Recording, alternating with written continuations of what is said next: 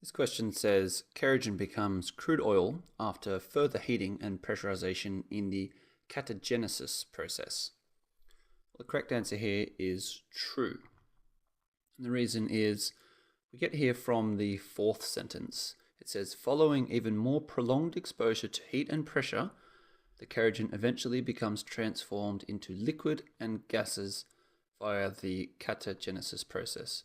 So certainly the end of the sentence here is correct. So further heating and pressurization in the catagenesis process. Those two things are part of the catagenesis process. That's clear. So then, is it true to say that the kerogen transforms into crude oil? Almost implies it here, but maybe not explicitly. But if we come down here and we see the fact that kerogen becomes crude oil and then natural gas through heating, then we can kind of link the two together and realize that, yep, after more heating and pressurization, kerogen becomes crude oil. That is true.